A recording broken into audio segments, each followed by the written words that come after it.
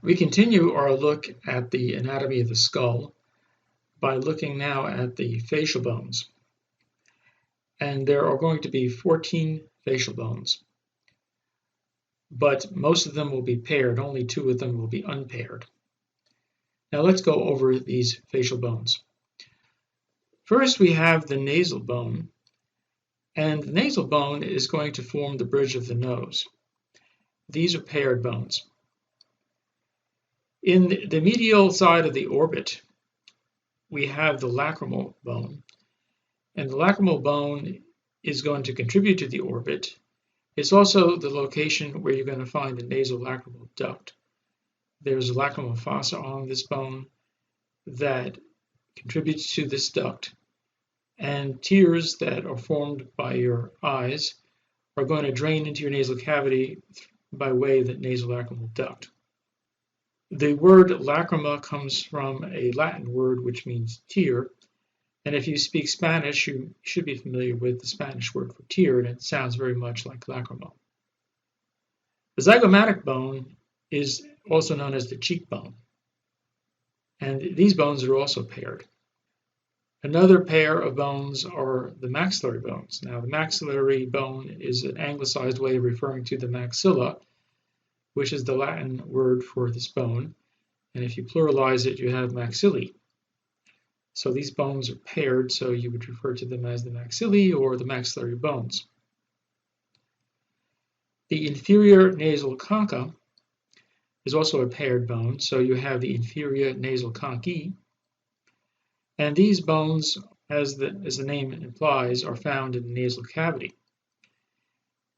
The inferior nasal concha is going to form the lowermost shelf, the lowermost turbinate that you find in the nasal cavity. Then we have an unpaired bone, and it's the vomer. The word vomer comes from a Latin word which means plow, and it was probably named this because it resembles a plow in shape. It's going to contribute to the nasal septum along with the perpendicular plate of the ethmoid bone. We have one more unpaired bone, which is the mandible. The mandible is the only bone in the skull which has a movable articulation. And we'll look at this bone in greater detail in a future video. The last bone to talk about is the palatine bone. This is also a paired bone, and in a skull such as this, which is articulated, it's hard to see unless you look at the palate from below, or you look at a very small section of the orbit where this bone has a part that contributes to the wall of the orbit.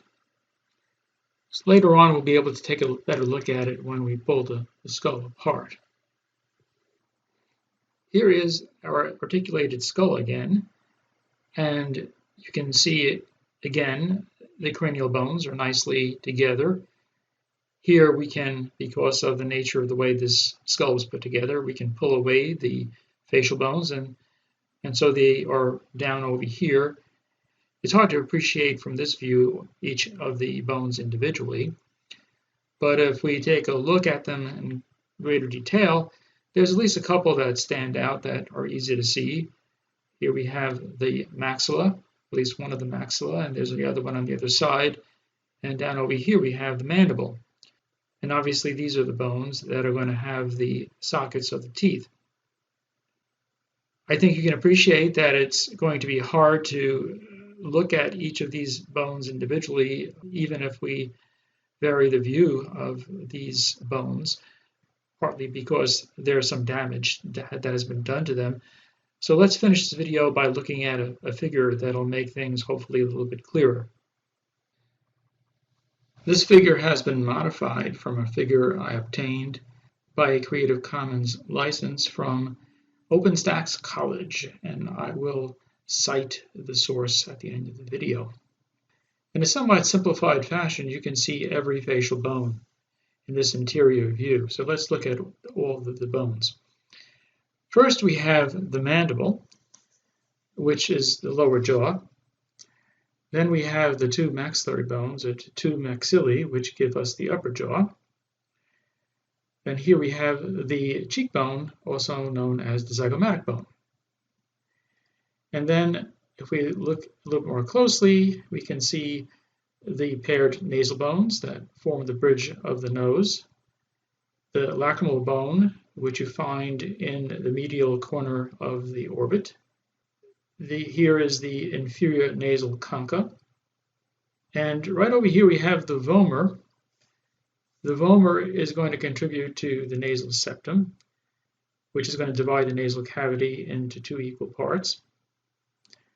And then finally, if we take a closer look at the orbit, we'll see that there's a small bone that kind of makes its appearance as part of the wall of the orbit, which is the palatine. And the palatine bone is a larger bone than would appear here because it is actually going to contribute also to the formation of the hard palate with the maxillary bone.